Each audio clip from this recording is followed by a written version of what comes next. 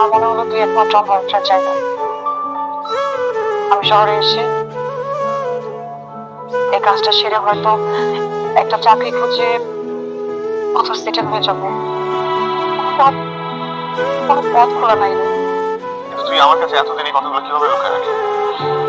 হ্যাঁ, আমাকে তো একটা বার বলতে পারতি।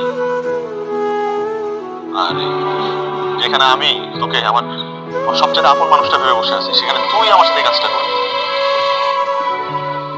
আকি, তুই তুই এই কাজটা একদম ঠিক করিস নাই।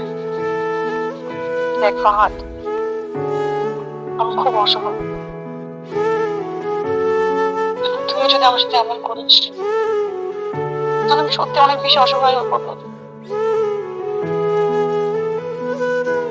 শোন, আপন মানুষের কাছ থেকে মানুষ তখনই কথা গোপন করে যখন সেই মানুষটাকে সে আপন মানুষ ভাবেই না।